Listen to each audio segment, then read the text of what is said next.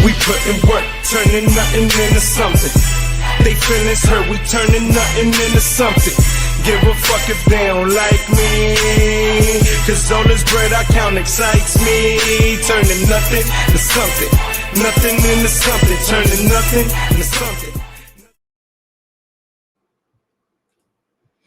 What up, what up, what up, what up, what up? What's going on, everybody? What is going on? Welcome to, what is this, Blunt Thoughts, episode 57, but the Mets Hot Stove edition here on a Thursday night, and a special one that we have going on today, as we have a special guest that's going to shed some light on a few things for yours truly, and give us his thoughts on the Mets off season and where we're going and where we may not be going and all that good stuff.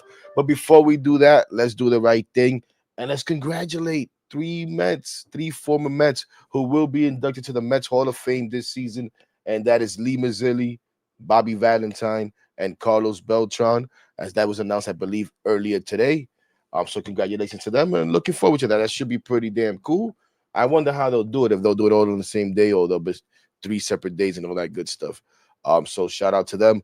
Also, before we bring on our guest on, some house cleaning or right out the gate, we found out, I think it was yesterday or early this morning, Jeff McNeil had surgery for thoracic outlet syndrome.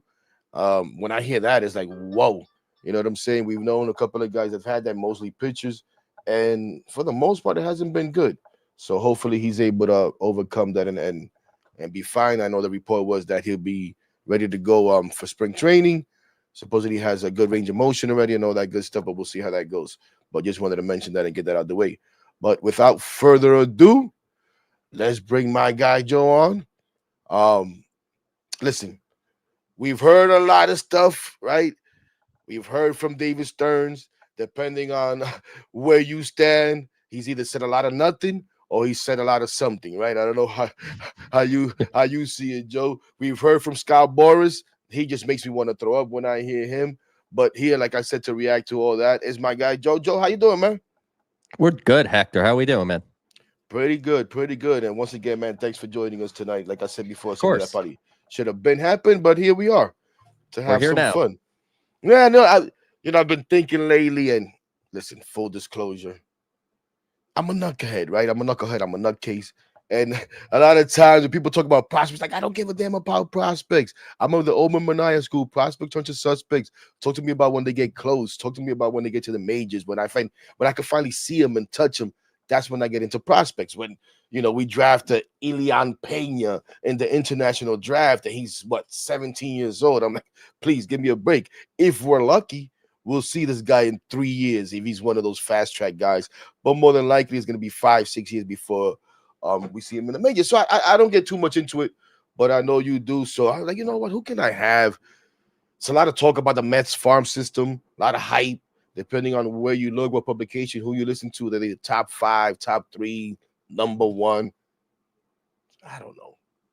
Let me get Joe on here. See if he can help us out. See if he shed some light on this. But let's start there, Joe. So for years, Mets have no farm. Mets couldn't get involved in trades. Mets this, Mets that. Now, the last couple of years, the Mets are building this farm to the point that we are now. I don't know. You tell me, what are the Mets farm system? Are they number 1 farm system? Are they number 2, 3? And how does that come about? So I will say I don't know every farm system in baseball as well as I know the Mets one. So I actually tend to lean on the national sources for that. But talking to just people around baseball, because I know people with the Mets, people not with the Mets, and the consensus is they are one of, if not the best farm systems in baseball. And it's because they have gotten a lot of depth in their system, specifically on the pitching side. For years, as you mentioned, the farm system, the Mets have never lacked homegrown talent in their system, but it's always been very top heavy, where there was a time when it was Francisco Alvarez and Brett Beatty as the top 2 prospects, and then a steep fall off from there.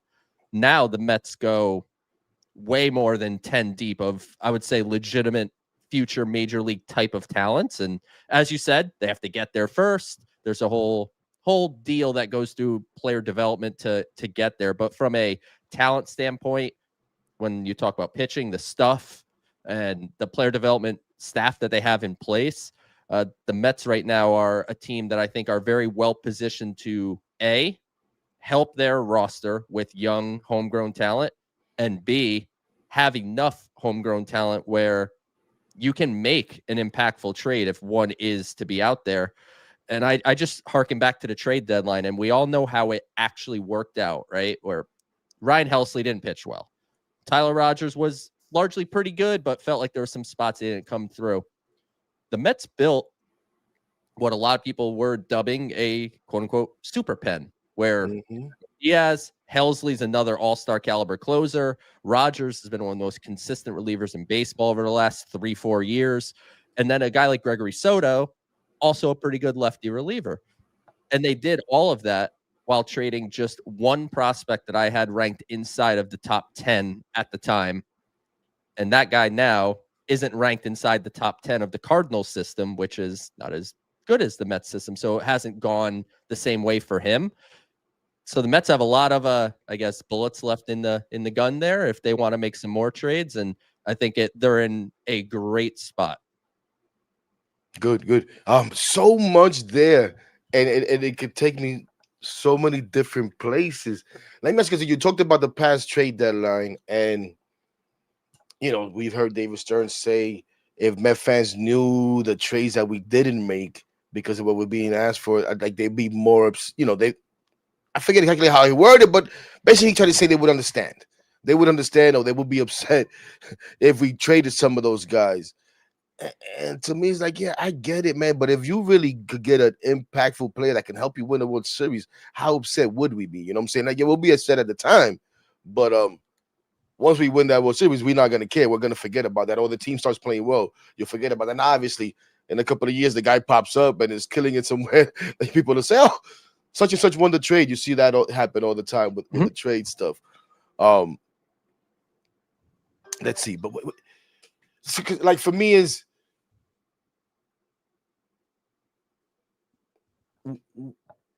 David Stearns going to be able to, like, I think the whole having a good farm system is good and everything, but a good front office is able to know which guys I can move and which guys are worth keeping. You know what I'm saying?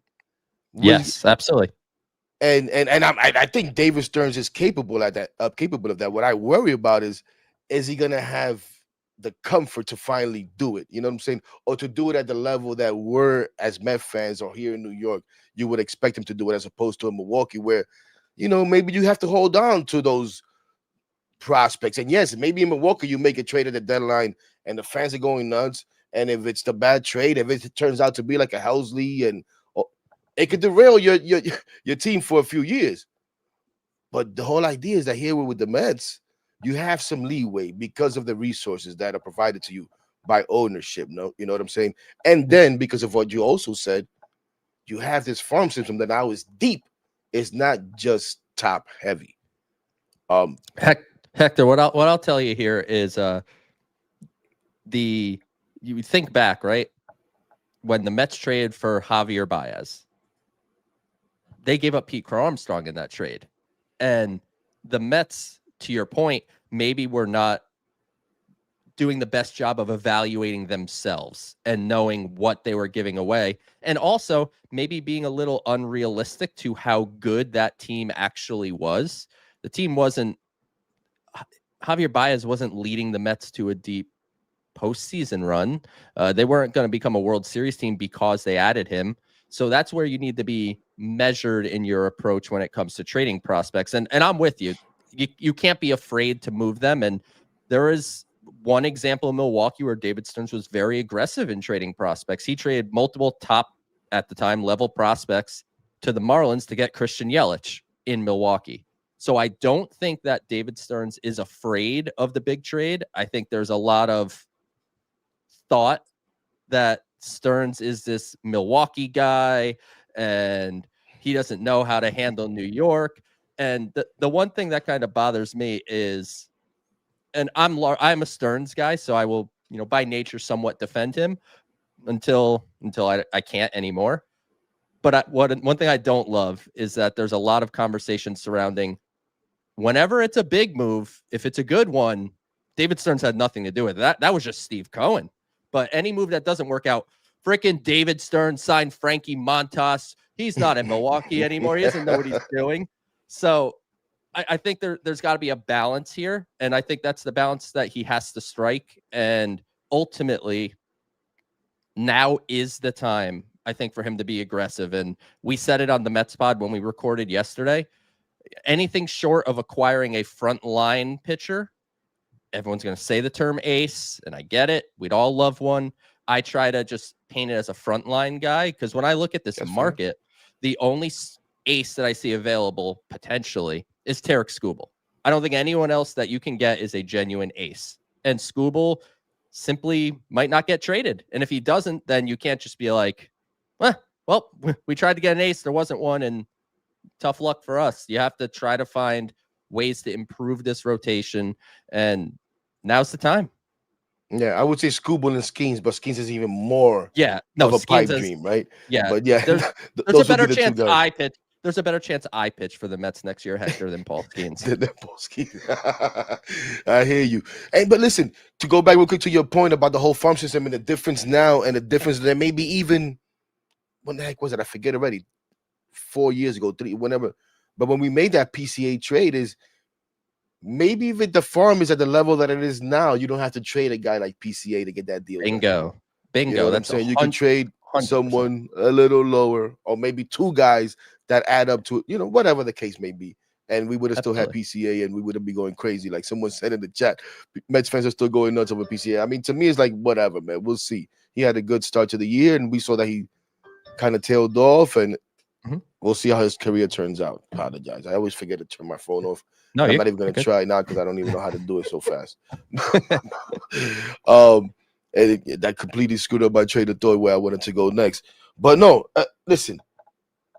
To me, it's not that I'm not a Stearns guy, Joe. To me, it was always like, okay, he's done all that there. Now he has to show me that he can do it in New York. And I know, like, listen, he's a New Yorker. He's a Met fan just like you, Hector. I joke about, like, but he's from Westchester or something. Like, real New York over here. Give me a real New York. I've been joking, like, give me a real New Yorker like Omar Minaya. How about you hire him as your GM? Somebody with some real, but anyways, nah. So to me, it's like, you just show me, you know what I'm saying? And I think we're at the point right now where everybody's like, okay, this is it, David. This is a pivotal offseason, in my opinion, right now. Which direction are we going to go? And it's obvious, I think, to all of us that we're trying to win. Yeah, measure. Can you guarantee winning? No, obviously. We saw our owner come in and say 3 to 5 years. Some people want to hold him over the coals for that, but he's tried. It hasn't worked out. Tried a couple of different ways. I've said Steve Cohen, when he bought the team, had a chance to break it all up and say, hey, guys, give me some time. You guys know where I'm taking over here. The farm is no good. This is no good. I need time. I'm going to make it all good. He didn't do that. He went and got Scherzer. He got this. He got that. Try to win 3 to 5 years. Banging David Stearns. David Stearns could have said, hey, guys, I was brought in here to do a job. It's going to take me some time. I need to clean this all out. I'm going to trade Nemo. I'm going to trade Lindor. I didn't sign none of these contracts. I'm going to build this team my way. Give me a few years. He didn't do that. He said, we're going to try to compete. We're going to evaluate, but we're trying to win. Okay. First off season, you're evaluating. I didn't expect too many moves. Went pretty well. Last off season, not so much. You mentioned Frankie Montas. Happens. We're not going to go crazy. This is it right here. What are we going to do? I'm with you. This is the time. And, it's 1-1 for David Stearns, right? The first year went great. They won 100 games. Everything. It was a good season for the Mets in 2024. 2025 went the opposite way. And it's funny because when you think about it, the offseason leading into 2024, the Mets took a flyer on Sean Manaea. The Mets took a flyer on Luis Severino. They traded for Tyrone Taylor. Like, there wasn't that big move. It was intended to be an evaluation year. And sometimes this stuff just works out, and it shows how crazy the sport of baseball is, because the following winter, they signed Juan Soto. They keep Pete Alonso. Sean Manaea established himself as a frontline guy. They get him on what is perceived to be a team-friendly contract. Obviously, he gets hurt, and it's not a good first year of the new contract for Manaea. They signed Clay Holmes. Works out swimmingly. And I think Holmes was probably the most underappreciated player on the team. Agreed. And I think there was misplaced blame. Everyone was complaining all year. Klay's only going 5, maybe 6. Well, that's because everyone else is going 2. So exactly. if the guys that were doing what they were supposed to, then Klay Holmes is awesome. Finished top 10 in National League in ERA. So there was some good moves made, but for whatever reason, this team it never felt like it worked. And it's a weird sport, and it shows why a guy like Steve Cohen, and it's easy for guys like me and you to come on shows like this and shows like the Mets Pod and be like, forget it, just spend all the money, give money to this, give money to that. The Dodgers, it took years for the Dodgers to get to where they are, where they're sustainable and you know what they're doing. The Mets right now, they're not on that level, and they need to get there sooner than later, ideally. And it needs to be, as you said, an aggressive winter. And I have the full expectation it will be. I think David Stearns knows that the time is now to take a big step forward. And Steve Cohen is probably rather unhappy that he spent the money he did, and the Mets ended up not just falling short, but having, if you want to use the word collapse, whatever you want to use, I have compared it to, it's like he got in a boxing ring with Floyd Mayweather, and he just jabbed you to death for 12 rounds. That's what like June 1st till the end of the year was. So it wasn't like 07 where you're down, up 7 with 17 to go. That was Mike Tyson, just one overhand right and out go the lights. This felt like just a long suffering season in a lot of ways, and got to turn it around. That's the job that David Stearns is being paid for. Absolutely. I think you said a couple of things there again. You're great. You give me so much that I don't even know where to go. But shout out to Anthony Subway to Shea, who I was watching his podcast the other day and mentioned you, and I was like, you know what? I definitely got to get Joe on now, because I was already thinking about it. Anthony mentions him. Let me get Joe on. But I had Anthony on a couple of times already. But one time, I don't know if it was last 12 season or early on in the season, but we talked about the Dodgers and the Mets wanting to be like the Dodgers, or Mets fans expecting the Mets to be like the Dodgers, and how it takes time. And the theme of that conversation was how the Dodgers have a 12-year start. The Dodgers have a 12-year head start on the Mets right now. We're trying to get to where they are overnight, and it's really not realistic. You know what I'm saying? So I understand. I'm one of those guys. I'm like, who cares? We have the money. But I was also one of those guys at first that was like, listen, we got this billionaire owner. Doesn't mean that we're going to be able to buy everybody. Doesn't mean that he's going to spend recklessly. And you shouldn't. It's good to have the resources. Like, listen, the Wilpons, it was what it was. A lot of the time was they misspent money. They invested in the wrong guys, and they didn't have the wiggle room to be able to deal with that. Here with Steve Cohen, we think that we do, but he's told us, I'm not going to continue to lose money year after year after year. Eventually, we got to start at least breaking even here, and that's understandable. So I get it. You have to be measured in your moves, but we got to make moves. Let me ask you, and another thing that you said, I think is important too. A couple of things. I'm with you 1,000% with Klay Holmes. I thought it was terrible the way the fans, like, they wanted this guy in the bullpen. When would the season start? March 20, whatever the hell. By April 15th, it was like, he has to be in the bullpen. He's not going to make it. Like, what? And like you said, it was more about everybody else. It was about the bullpen itself not doing the job after a while. It was about the other starters not being able to go, like you said, 2-3 innings. So great. But the Manaea contract, like you said, when he signed that contract, we thought we won. It's a great deal.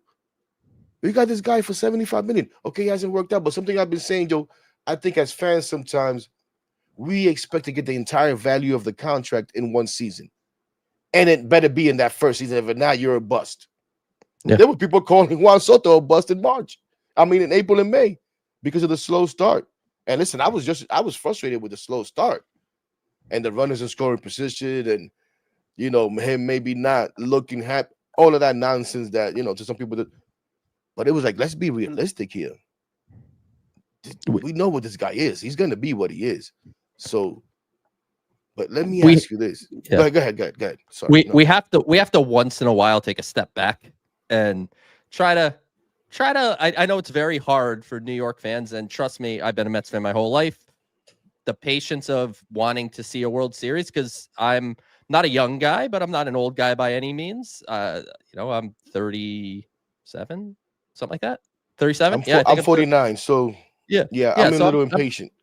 yeah, so I get it, but like I wasn't alive for 86. So like to me, I don't know the Mets actually winning. So I very much want them to win, but I also try to see the big picture. And, baseball is a fun sport because they play every day and you can react every single day to anything that happens. And the end, and we do. Oh boy, do we. And at the end of the season, sometimes it comes down to one game, like it did in 2025, which is a weird thing to think about because as Carlos Mendoza and the coaching staff and the players, they can't treat all 162 as if it's game 7 of the World Series. They have to spread it out over the season.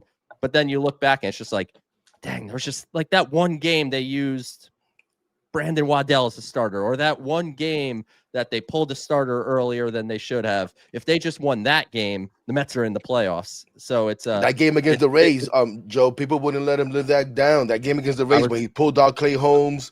I was at that game. I was sitting in the Coca-Cola corner. Yeah. And people won't let him live that down. There's some people. Shout out to my homie Lynn, who won't get over him saying I don't chase wins in April or whatever the hell he said. Yeah. When we missed the playoffs by one game, and of course, go figure. For his luck, we missed the playoffs by one game. You know what I'm saying? And for me, it's like I totally understand that, and I defended him a lot of times with a lot of those moves. Then after a while, like, come on, Bendy, we need to start doing things a little bit better here. But I always say this, Joe, you cannot win a division. You can't win a World Series in April and May. That is absolutely correct. But you can sure as hell play yourself out of a division, out of maybe a World Series contention in April and May, in my opinion. And I think we saw that. You know what I'm saying? Well, you see it when you get so far in the hole, you can't get out of it. You see it where maybe you give up a game or two where it comes back to bite you different ways. But here's the thing, Hector. At the end of May, the Mets had the best record in baseball. Gosh. Unbelievable. Like, let's not forget. Like, I know you. Like, I think we kind of 2025 just feels like a weird cloud in my brain where it's just like you forget that. And I know it's just 2 months, and you play 6 or 5, 6 months, whatever a baseball season is. But the first 2 months, there wasn't a team with a better record than the Mets, and there was some weird stuff where like runners in scoring position wasn't great. The starting pitching seemed to be overperforming in the early part of the season. But the reality is, as you said, you can lose things in April and May. The Mets did the opposite. They set themselves up for success in April and May. And then that's when the downhill slope started. Yeah. And oh my gosh. You know what? Let's try to move on from that. I was just gonna say we don't. You're good. You're good. We don't go backwards anymore. Yeah. Like you said, last season was just such like in so many ways. Let's have some fun real quick before I ask a couple of other questions. But like I said, there's been a lot of talk in the last few days. Obviously, the GM meetings, you hear rumors, all kinds of rumors. We're now hearing, and you said yourself, Tarik Skubal probably not going to be traded. Freddie Peralta probably not going to be traded. These are the things that we're hearing supposedly, right? Andy Martino did a report about how this is not going to happen. But you, someone that does know the Mets farm system, for kicks, if we were made to make a Skubal trade, what do you think that actually would take? You know, you hear whether it's Nolan McLean, or we don't want to give up a Nolan McLean. I don't want to give up a Nolan McLean. Like I said, Joe, when I see these guys and I feel like I can touch them, that's when I'm like, oh, and Nolan McLean is like, oh, maybe he can possibly be that ace. Not saying that he is or he isn't or whatever. We don't know, but we're all high on Nolan McLean. Anyways, how do you think you'll make a trade for Skubal? Give me your mock trade. Yeah, okay. Mock trade's my favorite thing. But one thing I will say is right now at the GM meetings, this is still very early in the offseason. And I know there's a lot of NFL fans out there and NBA fans out there. free agency for those sports all happen in the first couple of days. Baseball is obviously the antithesis of that. The GM meetings bright and early. If you listen to media availability of most GMs, they're keeping every player. They love every player on their roster. They're open-minded to adding at different positions. They all have money to spend, and then we'll see when reality strikes. I am not fully convinced that Tarek Skubal will not be traded this winter. Do I think he could stay? Sure. The Tigers are a team that is trying to win, but they have a youngish, forward-thinking type of general manager that if he doesn't think that they're going to be able to re-sign Skubal, because he's a free agent after 2026 season, if he doesn't think he could re-sign him, why wouldn't you trade him right now and maximize the value? So it's a tough job for him, and I'm glad that I could just tell him what to do from my humble abode. But if there was a mock trade to be made, this is one that I did on the Mets pod and for SNY.TV, where I write as well. You could see that from a couple weeks ago, maybe something like that. The mock trade that I came up with was Skubal to the Mets for Jonah Tong, Brandon Sproat, Ronnie Mauricio, and then a prospect named Jonathan Santucci, who is I'm working on an update to my Mets top 30 prospects kind of as we speak, and that'll be up, I think, sometime next week. And Santucci's a top 10 prospect in the system. So I'm looking at it as 3 top 10 guys, one of which is major league ready, and then an infielder that could help Detroit out. And I think that would be a hefty price to pay, but it would be the price to pay to get a genuine ace like Tarek Skubal. Where do I sign up? Do these guys fit in my Uber? You know what I'm saying? I got a little Camry, but we make it work. We make it work. We make it work. Listen, I don't have a problem with that at all. That sounds fair to me. And listen, let me be honest. I like to throw this disclaimer out there all the time. I don't think the Tigers should trade Skubal. I think it's embarrassing that the conversation is even being had. I get the whole, if we feel like we can't sign them, I think it's unfortunate that these teams have to feel like they can't sign these guys because they have an agent like Scott Boras who will just make it impossible. You know what I'm saying? And I get the whole idea of you got to think about the guys coming next, Hector, and they need to go out and get as much as they can and set the bar and all of this nonsense. But gosh darn it, the Detroit Tigers have put in a lot into developing a guy like Tarek Skubal. And if they want to keep him and they're fair, now obviously we've heard about what they offered him, and it's a little that's not fair, Hector. Yeah, that's not fair. But if it's a fair deal, and I guess that's why someone like Scott Boras exists to make sure that teams don't get over on guys. I mean, we're not gonna go there, but we could have the debate about whether the Braves did right by Acuna and Albies on those guys. And listen, they gave them money when these guys weren't going to get money. At the same time, Acuna totally outplayed that contract in one season pretty much. Yeah. So it's tough. But yeah, I think those guys should stay. But no, man, listen, I would definitely make the trade. But let me ask you, we saw these guys last season, Jonah Tong, Brandon Sproat. What is Joe's take on those guys? What does Joe see those guys? Maybe their ceiling, their floor, whatever the case may be. Yeah, I think Brandon Sproat is probably more big league ready than Jonah Tong was. I think, and I said this on Twitter, on the Mets pod, everywhere I could say that I thought Jonah Tong needed more time, and everybody screamed at me, go look at his ERA, go look how he's pitching. And there is no denying that Jonah Tong had, and I mean this not hyperbole, one of the best minor league pitching seasons of the last 15, 20 years. It was a truly special campaign for him. But when you're in a role that I am, I'm not just scouting how your statistics are. If that's the case, then what do you need people covering prospects for? Just right.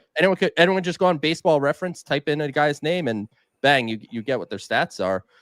Jonah Tong needs to improve on a third pitch. The fastball is a truly special thing. He developed last year that Vulcan changeup, and he never had it before. He had it coming into the season. Now that's a plus pitch. So he starts off with 2+ pitches that you could count on from one of the most unique arm angles, just so over the top, right? The curveball is a pitch that you saw a little bit from him. The slow, loopy 12-6. He needs to throw that for strikes more. It's not a like metrically really beautiful pitch, but if he can't locate it for strikes, major league hitters are going to lay off. And he's dabbled with a slider or a cutter, like trying to figure out these extra pitches in his arsenal. If he could get a third bona fide pitch, the sky's the limit for Jonah Tong. Like, I don't see why he can't be a high-end 3, number 2 type of starter if he can put the whole package together. Spro, on the other hand, I look at him more as like a high floor guy. I don't know how much more like untapped stuff there is there. It's just, let's improve the command and control a little bit there. Number 4 starter, hot, like maybe a number 3. Like, I think he's like a 3-4 guy, which, look, in baseball, I know a lot of fans kind of like scoff at that, but 3-4 stars are getting $20 million a year now. And you could have a guy with that type of value. They may not all reach kind of the ceilings that I'm talking about, but I feel like the Mets have 2 big league starters on their hands with Jonah Tong and Brandon Sproat. Now it's just a matter of, is there a deal that it makes sense to move one of those guys for maybe something more proven? And that's something that David Stearns considered at the trade deadline and will have to consider again this winter. Is there any other names being thrown around out there that you wouldn't include those guys in the move for? That I would not include it? Yeah, that you would not include. Like, say, Freddie Peralta becomes available. Mm-hmm. How do we get a Freddie Peralta? Peralta, I don't think will come in at nearly the cost that Skubal comes in at. I think Skubal is obviously. Class of his own. I don't think you'd have to give both Jonah Tong and Brandon Sproat to get someone like Freddie Peralta. And Milwaukee's a unique team because when you think about doing mock trades, and what makes them so difficult is it's not like the Milwaukee Brewers are going on SNY.TV where I write and I'm going to be updating my top 30 prospects and go, Joe DeMayo's prospect list. Oh, I want Joe's number 2 or Joe's number. They have their own evaluations of all of these guys. And the Brewers are a very unique organization that looks for different traits than maybe some other teams do. Like, I could see them being into someone like Brandon Sproat, and then like they may not be into a Jonah Tong. They might not be into a Jet Williams. They may like somebody like AJ Ewing, who's an up the middle elite athlete, bat to ball. Like, look up and down the Brewers lineup. Isn't that all they have? It's just a bunch of fast guys that put the ball in play. And AJ Ewing could be that type of guy. So maybe it's something like Brandon Sproat and AJ Ewing. Maybe you throw in a kicker at the end, but something like that. If Milwaukee's willing to move Peralta, maybe that's something that could get the deal done. But at the cost of $8 million and Milwaukee already being such a good team, they have no pressure necessarily to trade Freddie Peralta. And again, nor should they. Like, I'm telling you. To be clear, Hector, back to your point from a few minutes ago, I think that Detroit Tigers should re-sign Tarek Skubal. I think the Milwaukee Brewers should re-sign Freddie Peralta. The problem is they won't. Right. So if they won't, might as well help my team. Yeah, exactly. That's exactly what I say. Listen, I brought up Paul Skeens before. In my opinion, the Pirates, if they trade Paul Skeens this offseason, they should be immediately contracted. Immediately out of the league. Like, what are you doing?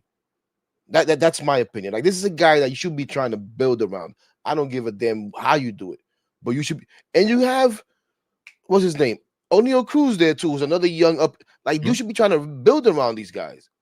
I shouldn't be hearing about the Pirates might possibly trade Paul Skeens, or the team should call it. No, listen, teams should call the Pirates, which is something that I was happy to hear from David Stearns. Like, listen, we're going to talk to every team, whether they're going to trade these guys or not. Because I've always said, make a phone call. Make a phone call. Make them think that they called you. And just plant the bug. Hey, Paul Skeens, What are you, crazy, David? Yeah, I'm crazy. But Yeah. if you get as crazy as I am, make sure you give me a call. That's it. Right. Now Yeah, they know when they get crazy. Hey, damn, David was one of the first guys to call us, or whatever. We said, hey, we like the Mets farm system. Let's give David a call. When I think about Skeens, he has 4 years of control left. I don't think that's something that's going to be under consideration at least the next 2 years, maybe not the next 3 years. But the sad reality, and it's where we are in the sport, is it's an inevitability that they are going to trade Paul Skeens. Like, it's going to eventually happen. It's going to much more likely occur when he's making some money in arbitration and he's closer to free agency, because the way the Pirates have built their team, they shouldn't have to do too much to compete for a wild card spot. They have pitching galore. Beyond Skeens, you have Jared Jones, you have Bubba Chandler, you have Mitch Keller. They have a couple pieces in the bullpen. You mentioned O'Neal Cruz. They have Brian Reynolds. Like, they aren't devoid of talent. They need the owners to just invest a little bit of money, not a ton. Just give them a little bit of offense, and the Pirates could be a contending team with Paul Skeens. And ultimately, he's the only moneymaker there right now. So if you're the owner of the Pirates, I don't give a crap what the Mets or the Yankees or you name the team offer me. That's the only person that's putting butts in seats at my stadium right now. Every time he pitches, lines are literally around the corner to get in the stadium. And then the next night, there's not so many people there. So Skeens is an attraction. I would love for one day him to be on the New York Mets, but the reality I think that people need to see here is this isn't fantasy baseball, and Paul Skeens is going to be a Pirate. I would say at least the next 2 years, if not 3, and then we can start having the conversation. Yeah, and even in fantasy baseball, it's not a trade that you would easily make, right? It's more like a PlayStation trade where you could take off all the restrictions and make whatever trade the hell you want. As you can get Paul Skeens, you can get all these guys on the team. Like, sometimes I think we forget, like, let's go trade for this guy. Like, okay, guys, we can make a phone call, we can want, but you can't force these teams to trade players. You know what I'm saying? Yeah, and I think sometimes we lose sight. Oh, did we lose Joe? Kind of like froze on us. Here we go. Is that my system or is that Joseph's? We'll see if we get Joe back. While we try to get Joe back, I've been terrible, man. And shout out to everybody in the room. We got a lot of people that I know that are not in here for me, but we appreciate you anyways. Over 600 plus of you beautiful people. So thank you for coming in. And let's see if we could get Joe to come back and we can continue this. I actually got to be quick, which is why I've kind of been neglecting the chat.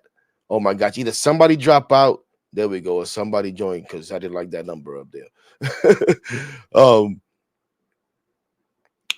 I gotta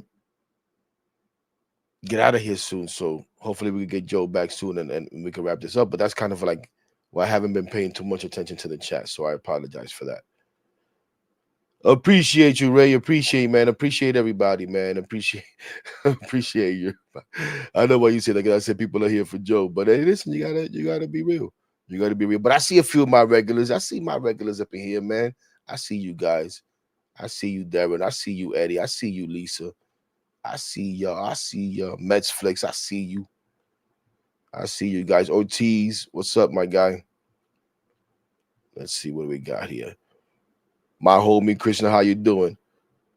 Let's see what we got here. And Quay, you think I'm gonna be able to get to all this? Where did Soto say that? Soto spoke today. He said he wants Pete back. We all want Pete back. We'll find out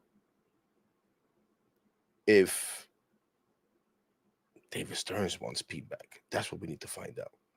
I think we all want Pete back, but David Stearns won't Pete back. Uh-oh. What is that? Oops, sorry. Thank you, my brother. Thank you, Flip. Appreciate you.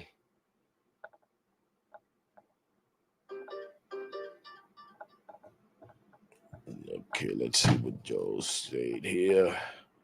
My bad, y'all.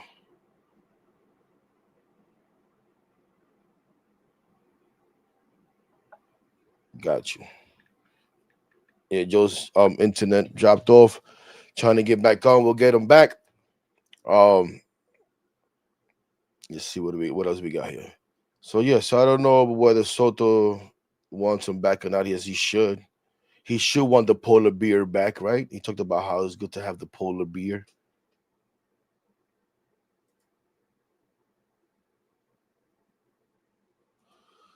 You wish we didn't give up Drew Gilbert? We'll see. We'll see what Drew Gilbert really is. We'll see what Drew Gilbert really is. But enough of that nonsense. I think we got Joe back here. There he is. All right, let's hope this works. So my internet company was doing work in the area today, and they were telling me how it was resolved at 6:08. It said it was resolved, and my internet's been perfectly fine until 2 minutes ago. So I'm hot spotting, and I'm doing everything I can to be with you, Hector. Nah, no problem. Appreciate it, man. Oh, that the hotspotting is that's working pretty good for a hotspot. Yeah, man. That's not bad. But appreciate it, man. And once again, thank you, man. Thank you for joining us. And like I was saying, thank you to everybody that's joined, man. We got over 700 beautiful people up in here. So we appreciate every single one of you guys. Yeah. Where the heck were we? We just finished on Paul Skeens. Yes. Let's get off the dream trades for a second, and let's talk about some reality, something that may or may not happen. As I said, we heard from some important people, and David Stearns was asked about center field, and he voluntarily said, "Yeah, we got Tyrone Taylor. We love Tyrone Taylor, but how about Carson Bench?" And I was like, "Oh, okay," because I hear it from fans. I hear it from critics. Maybe the Mets are hiring Carson Bench. He may be a player in 2026. Well, now here's the president telling me that he not only he may be a player, he may crack the opening day roster the way he made it sound. What were your thoughts when you heard that? I was taken aback, 100% taken aback, and not in a negative way. I was taken aback because I didn't expect this. I knew that Carson Bench was on a rocket ship up through the Mets minors. He had a huge first professional season after the Mets made him a first-round pick.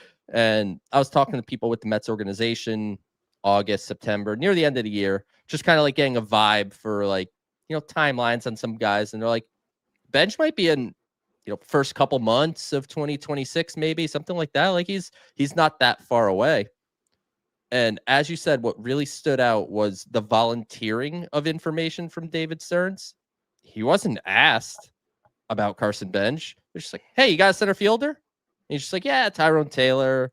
And you and I both know, Hector, Tyrone Taylor is a winning ball player, but he's a fourth outfielder. He's not a guy that should be out there every single day.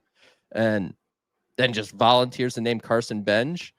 And I want to say in the 2 years that David Stearns has been with the Mets, 2+ now, I don't think I've ever heard him speak about a prospect in this way. The answer he gave about Jet Williams a little later was pretty common.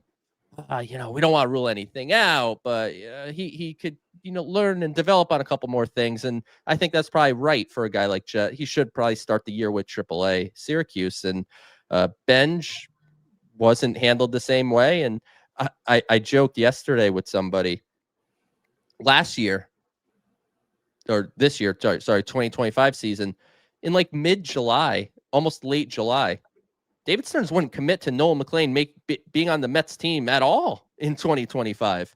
And here he is at the GM meetings months before the season starting, not declaring Carson Bench as a center fielder, but mentioning him as an option to come to camp and actually compete for a job. To me, that's one of the few things that he said that maybe I'm naive, but I don't think that one was GM speak. I think that one was a real thing that Carson Bench is going to get an opportunity to try to make this team out of camp. Okay, because that was going to be my next one. Do you think it was, because a lot of that could be with all of them, just trying to keep these guys up, get the hype up to try to trade high or to have their trade value high. Not saying that he's trying to trade a Carson Bench, but just trying to plant that out there like, hey, we're really high on this guy. So if you want to come asking about him, it better be for a good piece. You actually think that it is really like, I think it could be legitimate.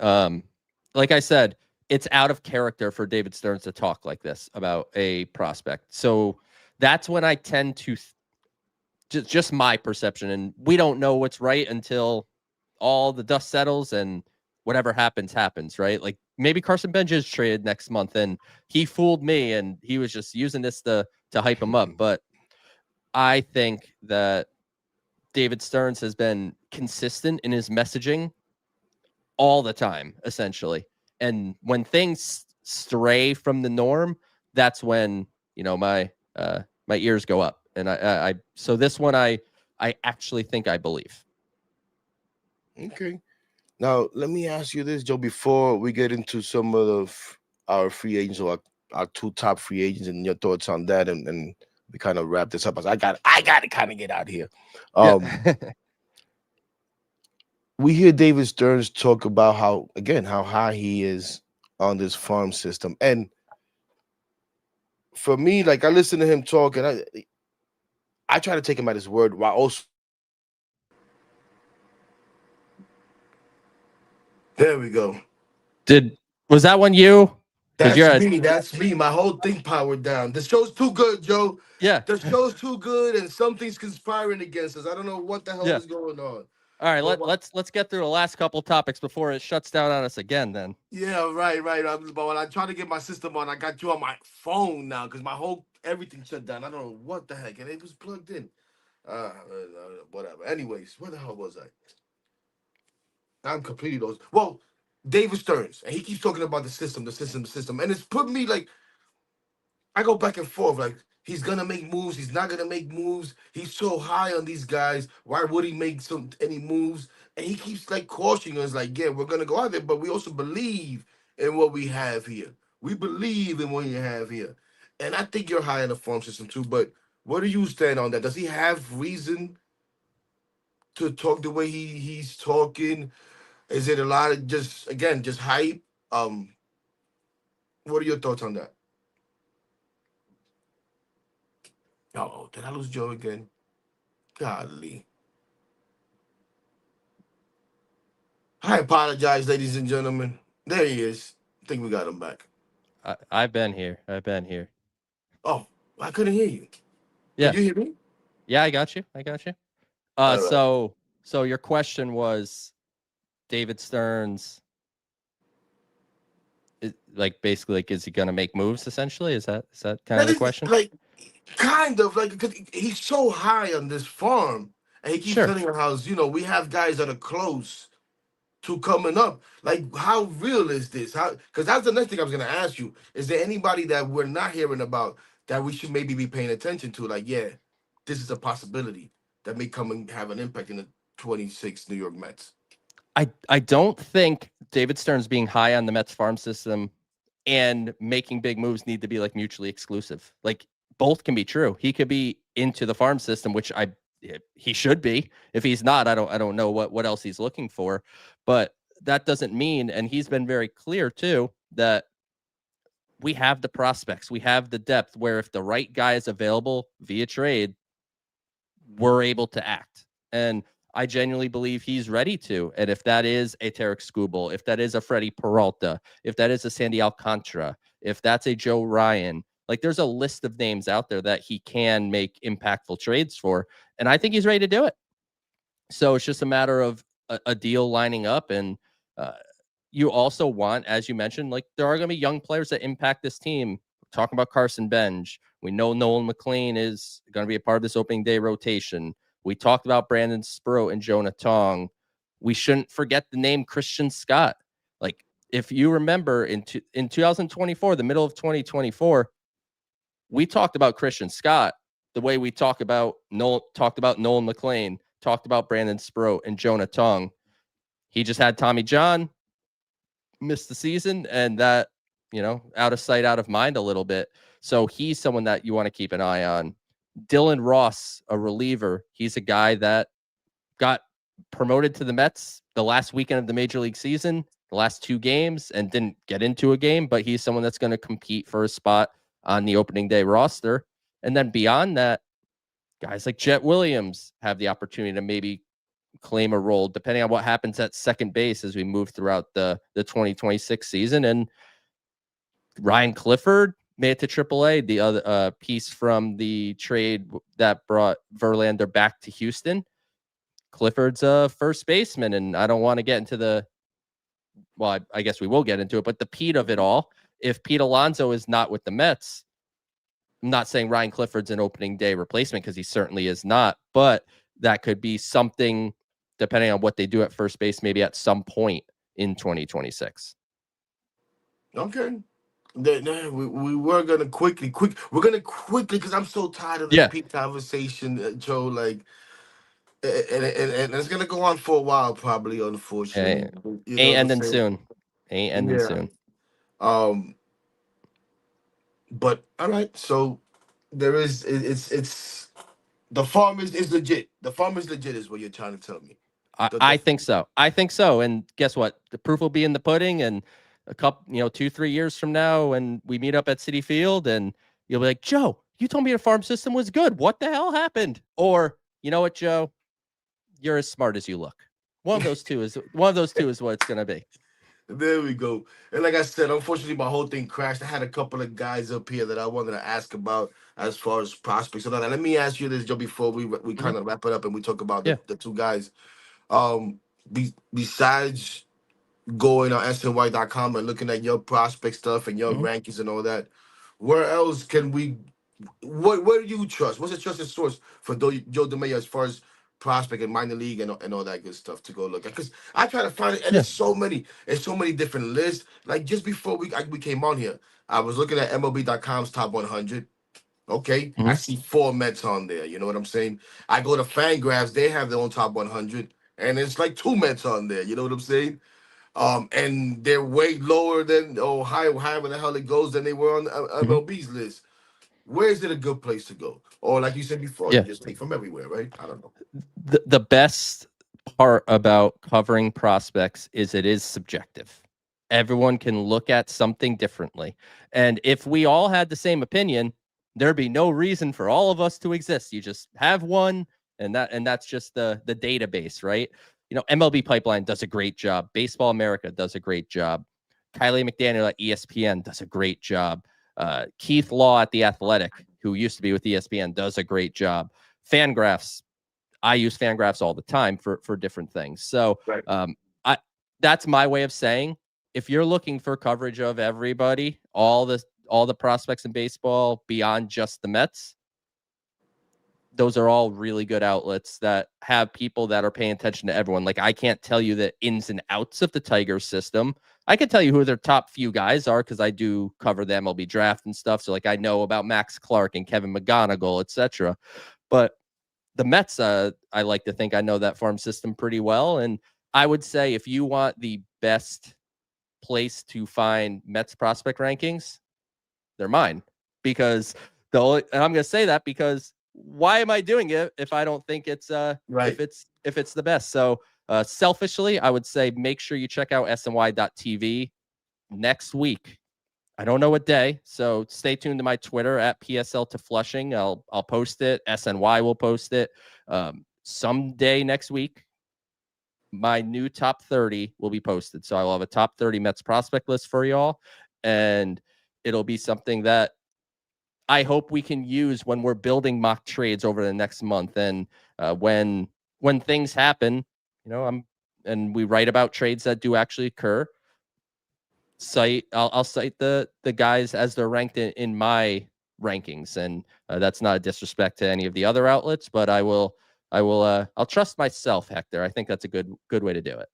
That works for me. And you heard it. I was going to ask, but and I have it also in the description of all this at PSL to Flushing. SNY.TV, all that good stuff. You find Joe DeMayo for all and everything you need to know about the Mets farm system.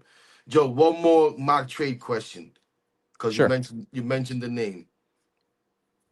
Guy like Joe Ryan, who I hear a lot. You hear a lot mentioned, whether it be fans or whatever, attached to the Mets, and like a kind of twofold thing. I kind of asked this before.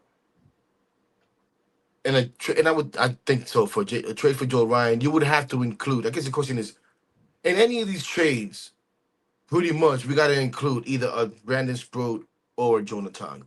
Is that what you're telling me? That's my guess, but again, I could be off base because I'm not in the heads of these general managers and presidents of baseball operations for other teams. Everyone has their own motivations of what they're looking for. But I think it's really safe to say, from a general sense, in baseball, if you are a team that is looking to trade a veteran and acquire young, cost-controlled, long-term young players, you obviously want really talented ones. Duh, right? Like, that's obvious. The second thing that you would prefer is, we would love if those really talented ones were not 3 years away from the major leagues. And a guy like Brandon Sproat is, I think Brandon Sproat could be in an opening day rotation for a team in baseball in 2026. May not be the Mets rotation, even if he's here, but I think he could start with a team. I think a guy like Jonah Tong could crack a big league rotation within the first half of 2026 and maybe be there to stay. So the Mets are very enticing in that sense, that they have a lot of guys that are close to major league ready that also possess talent. It's not just they're close, but they're number 5 starters. Like, these are guys with more potential than that. And I think that would be an enticing piece for any team that is looking to acquire help. And I think that's what's going to make the Mets, if these teams are looking to sell, I think a lot of them are going to be making sure that they're in regular communication with David Stearns. Gotcha. Hold on. Finally got the computer on. There we go. Oops. Let's get the phone out of there so we don't get that noise. And I'll probably need these back, I think. There we go. How's that? Much better. Right. There we go. Much better. And I apologize for that. All right. What I've been trying to, Joe, as we get out of here, let me ask your opinion. That's, everybody wants to know. People are asking in here. Are we going to bring Diaz back? Are we going to bring Pete back? Where's Joe DeMayo on both Edwin Diaz and Pete Alonso? I think Edwin Diaz is going to be back. I feel pretty confident that's something that's going to be able to be worked out. I don't think he's asking for anything outlandish. I don't think it's, I don't think he's going to get, I know there was a report from Ken Rosenthal, who is way more plugged into baseball than I am, so I will believe him, that Edwin Diaz is looking to just kind of get the same deal that he got a couple of years ago from the Mets. And I don't know if he's going to be able to pull that off 2-3 years later and get another 5 years.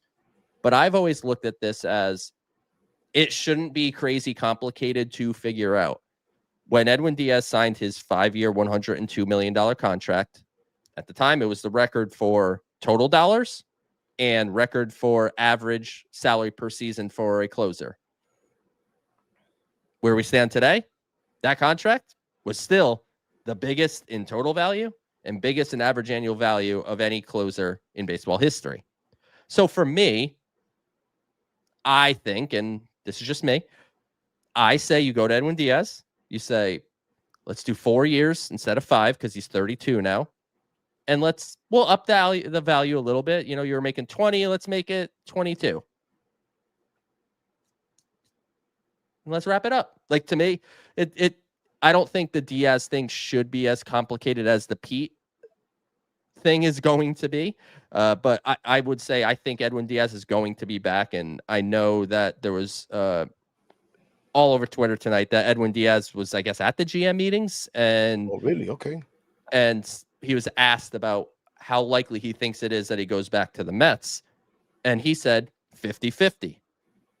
Which, one, I don't know if that's the most proper question to ask. But that's neither here nor... But here's the thing, Hector. If you tell me 1 out of 30 teams have a 50-50 shot, that's some pretty dang good odds if you're telling me. So I will say I do think they'll work something out. Diaz will, I think, end up back in a Mets uniform. Pete, I am not as certain. I think that's going to be the most difficult, I think, decision for the Mets to make, is how they want to pursue the Pete Alonso thing. And earlier in the offseason, because obviously, not even in the offseason, like the in between, the Mets season ended, and then it felt like an eternity to get to where we are, where free agency's open and everything. I think a much more firm take on, like, I don't really want to give any length to Pete Alonso. I just want him back short term. And if it doesn't work out, I'll find a different solution. And I've been writing some articles for SNY.TV where I did the pros and cons of signing Munetaka Murakami, the slugger coming over from Japan. I did the pros and cons of signing Kyle Schwarber away from the Phillies. And the more that I wrote and I thought about it, the more complicated it is for the Mets to put together the team in 2026 without Pete Alonso. I don't think the lineup in itself with Alonso has enough power in it. And if you're going to subtract the power that is Pete Alonso, you now need that plus. So it's going to be a difficult decision. I don't think he's going to get anywhere near the 7-year deal that he reportedly is seeking. Could he get 5? To me, that feels like the ceiling. And if he gets a 5-year deal from someone, I do not believe Pete Alonso will be back with the New York Mets. Do I think there's a chance that they will bend to 3 or 4? Maybe. But I would say my confidence in Alonso returning this time last year was incredibly high because I didn't think there was going to be the market for him, and it proved to be the case.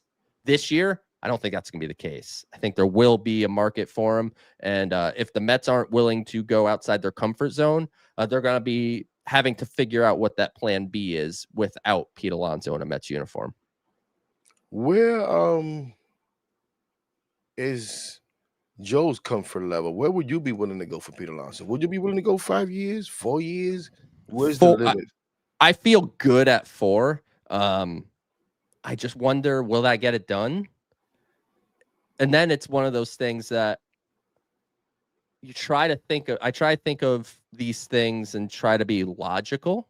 But then at the same time, I also tell myself, if you're willing to go 4 and 5 gets it done, are you really just going to be like, forget him?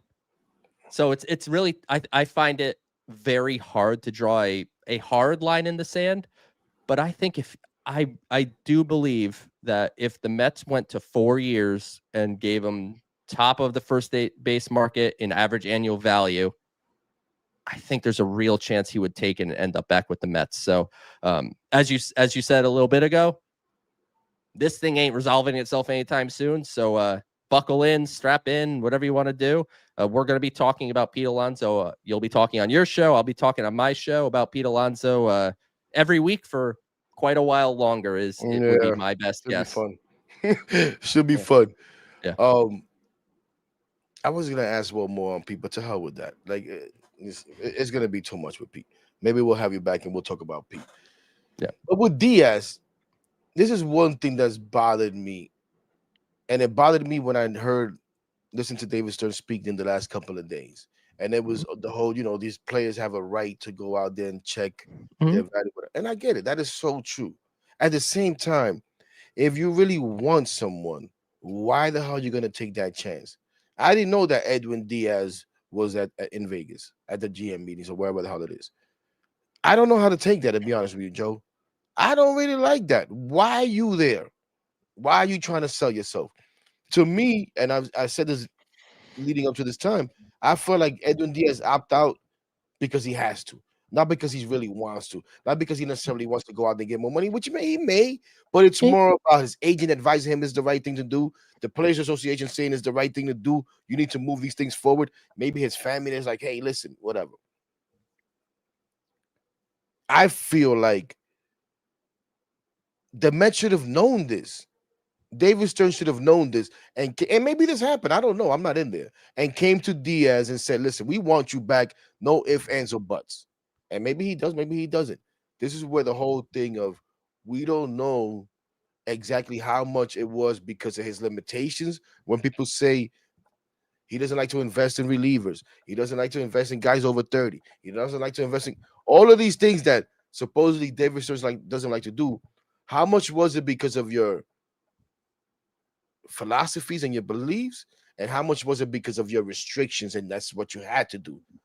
That's what we're gonna find out. Yeah, but I feel like he should have gone to Diaz. Diaz is a player you go to. Like, who the hell are we gonna get? Robert Suarez, really? And how much is he gonna want? Raisel Iglesias, and how much is he gonna want? And then how old are they? And how many years you're gonna have to give them? So you get him for 3. You feel more comfortable doing that than giving Diaz 4? That doesn't make any sense to me. No, it doesn't. I will say this: the only counter I have to you is I sincerely hope that David Stearns doesn't ever walk into a room with a free agent and say, "I want you, no ifs, ands, or buts." Well, he's not a free agent. He's your player. Like, we don't even want to mess around. We want you back. What can we do let's extend this contract? So if he wanted another 5 years, I don't think he wants 5 more years, right? He wants 5 years from now. Correct. But could we have maybe added 2 or 3 years to his existing contract? Like, hey, don't opt out. We're gonna add 2 years, so you now from this point on have 4 years, or we're gonna add 3 years. Even if you wouldn't wanted to say at the same AAV that you already have, but here's this $10 million signing bonus to offset that or whatever. I feel like they should have done that with Pete, Joe. I feel like they should have done that with Pete. And I have guys who I know, our buddy Sal Licata, telling me, why are you going to do that for, Hector? You could wait till the offseason and then you could just give him whatever it takes. And now he's out here talking about, let's give him 6 years, 180. You're crazy, Sal. I love you. You're a friend. I can't wait to see you soon. But you're nuts. I'm not giving Pete Alonso 6 years. And I'm one of the biggest proponents to bring Pete Alonso back. You know what I'm saying? But sometimes I think you have to be, I'm going to take what he said. And I've been asking for this for years. Proactive instead of reactive. All this, let these guys go see what's out there on the market. Now you have to react to the stupid market. And sometimes it works, like it did with Pete Alonso. And sometimes it's not going to work, like it may not with Edwin Diaz. It does. So I don't think what you're saying is invalid at all. It does take 2 to tango. I don't know that. Yeah. So I don't know how the Mets approach this. So I don't have any insight into that, but I would have gone to Edwin Diaz before he could opt out and seen if we could have tacked on a couple years at similar dollars and see if we could figure it out. But you know what? Maybe he wanted, this is his last crack at free agency. At 32 years old, he's going to get a deal of some decent length where this is his last chance to get that type of contract. So maybe this is, as you said, it could be at the advice of his agent, etc. He could want to be a Met more than life itself. But he also, in a way, does have to evaluate what his options are and what he can get. Because maybe it is a situation where I think I can get 5 years. Obviously, it's, that he opted out of 2 plus 3, but I think I could get that 5-year deal. And maybe the Mets were talking 3 or 4, and he's just like, if I go in the market, maybe that'll force the Mets' hand. And the Mets will come and give me the 5 years that I want, and I'll be happy. I'll be back with the Mets. But the vibe I've gotten all along when it comes to Diaz and the Mets is Diaz loves being a Met, and the Mets love having Edwin Diaz. So I think by hook or crook, I think they're going to figure this thing out. It's just a matter of when, and I would love for it to be sooner than later so they could go through with the rest of their offseason plan. But the free agent market moves at its pace. When guys are ready to sign, they're ready to sign. And it is the responsibility of David Stearns to try to make contracts that are in the best interest of the Mets while making sure the Mets are getting the players that they need to get. So it's not whatever you want, Edwin, we need you, we want you, whatever you want, come back. You have to toe that line. But I think this one's going to work out. So don't get your blood pressure way too high about it. I think you're going to have to do that for Alonso. So don't do it for Diaz too. I hear you, man. I hear you. And we won't. And we'll even try not to do it for Alonso either. Yeah. One last question for me, and then I'm going to try to get into a couple of questions from the people here. Sure. And I'm going to try to get out of here by 9:20 for me. Way past where I wanted to leave. But anyways, and I guess it has to do with everything. And it's something you said before. When the deals work out, we credit Steve Cohen. When it don't work out, we credit David Stearns. And like you said, I've said, like, that doesn't make sense, guys. Now, what I do say is, and you might disagree. Mm-hmm. Pete Alonso is not a Met in 2025 if Steve Cohen doesn't step in my opinion. I think if it was left to David Stearns, Pete Alonso would have been gone. In some ways, I almost feel like a little bit like that with Juan Soto. Although anybody would want to sign Juan Soto. And obviously the ownership has to approve. And when the money gets that high, it's an ownership thing. It's ownership. But my question is this, and I think this is how it should be. A good owner hires the right people and lets them do their thing. We don't want a meddling owner, right? We don't want a James Dolan with Dave Checkers and who was the other guy? I forget his name. When he made him make that. I mentioned Dave Checkers before back in the days, but then more recently, oh my God, what was the guy's name? When he forced him to trade for Carmelo. Anyways, we don't want. We don't want what the Jets have, what people say with Woody Johnson and all that. We don't want that.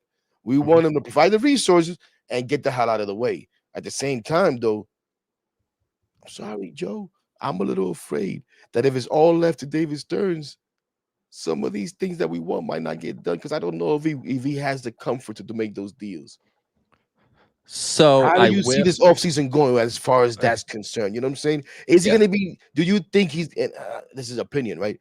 That he'll be left all to his own to make a Pete Alonso decision, to make an Edwin Diaz decision. And if he doesn't really want to go past 4 years, then we're not going to go past 4 years because that's what David Stearns says. If he doesn't want to go past 3 years for Pete Alonso, you get the idea. It's a $1 million question, right? I do think that when it comes to the big things, ownership is involved, and that would be the case for any organization. I don't think that's unique to the Mets, and he should be involved. If Steve Cohen's use Juan Soto as example, if you're cutting a $765 million check, you're not just being like, Dave, you think that's a good idea? Okay, go ahead, go do it. Like you wanna be involved.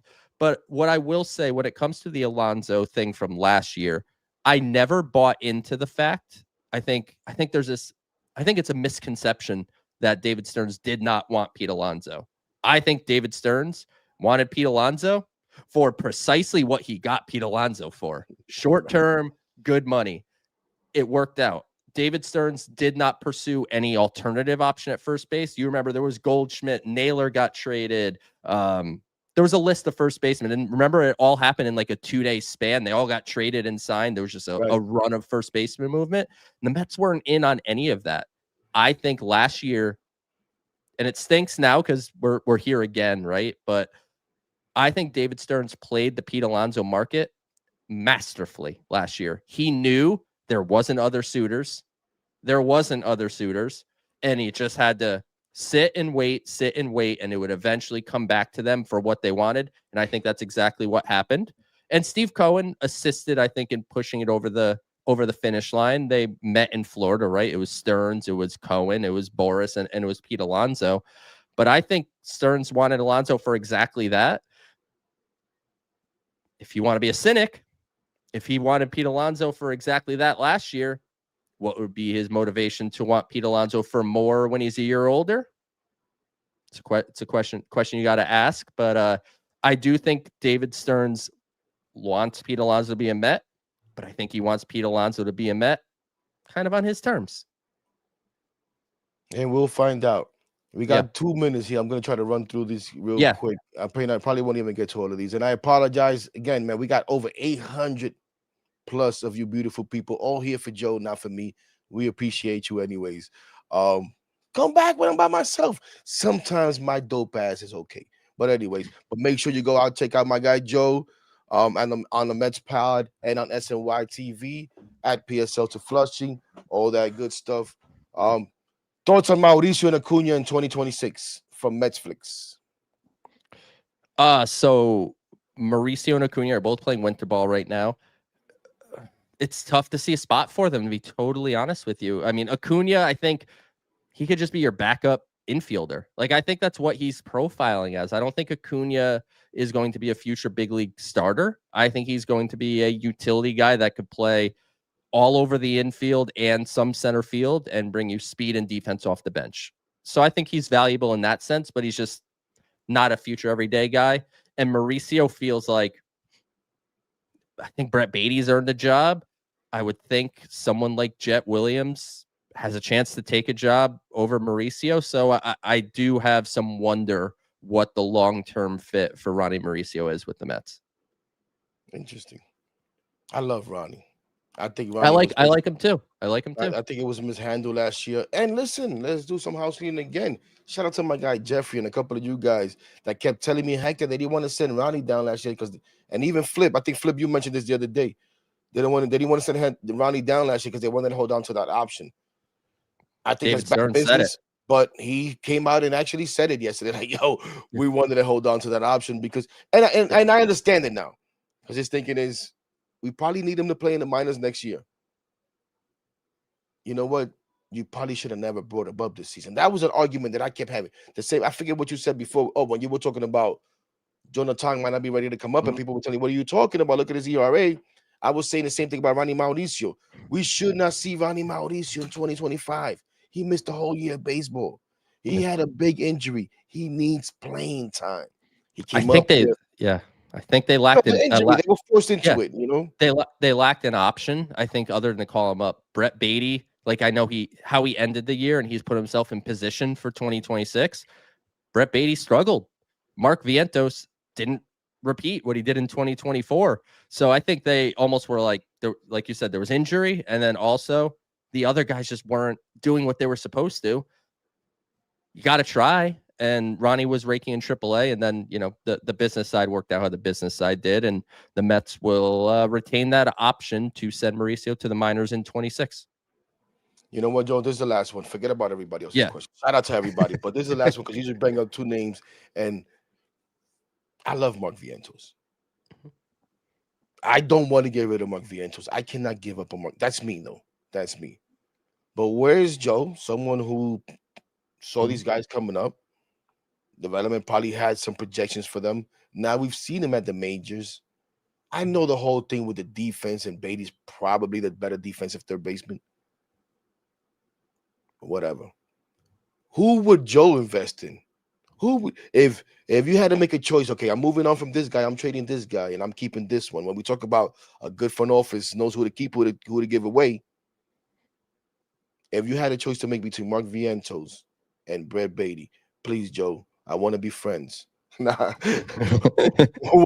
Where do you go? Who would be your choice?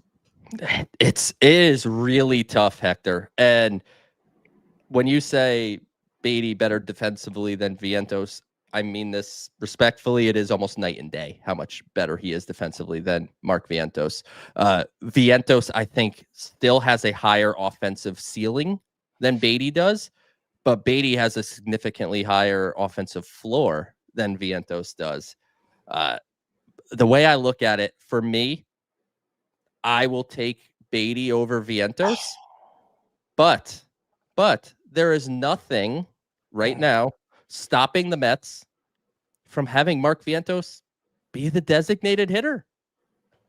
That's what, if you remember before they signed JD Martinez, the plan was for Mark Vientos to be the DH, and JD worked out good. Like it was a smart move to bring JD in. Like it worked out for that team.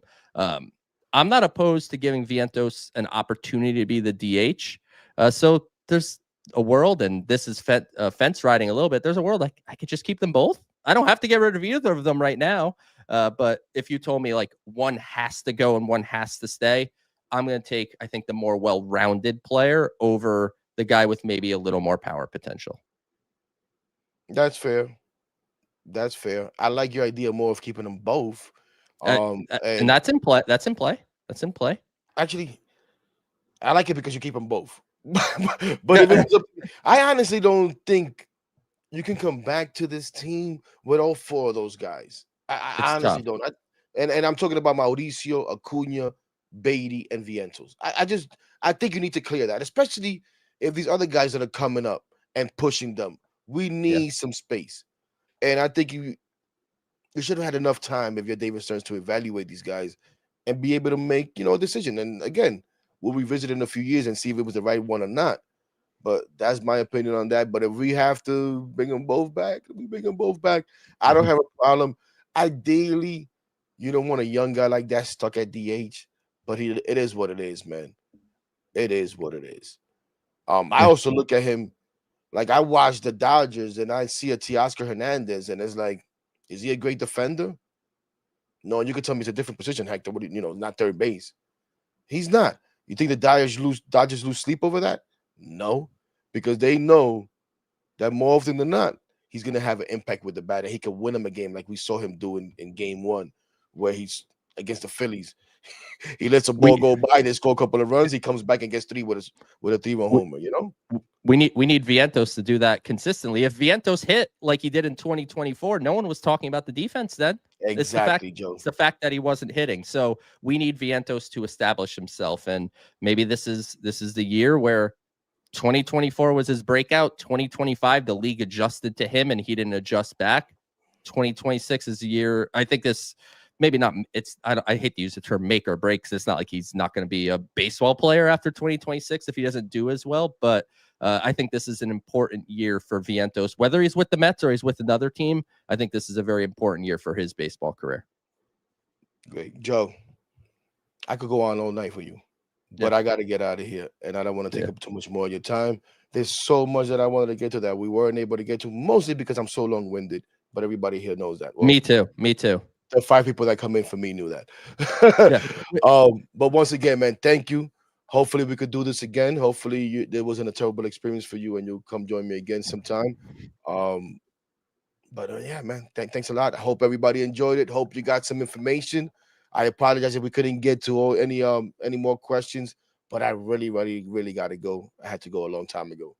On that note, we'll get out of here. It's always let's go Mets. We'll see what happens. It's a long off season. We'll have plenty to talk about. We'll be talking about Pete Alonso more than we want to. Hopefully, we're not talking about Edwin Diaz for too long, and we see what happens if any trades or anything like that. But as always, ladies and gentlemen, you already know what it is here. Let's go Mets, baby. Joe, thank you, man. Appreciate you. Peace. You got it.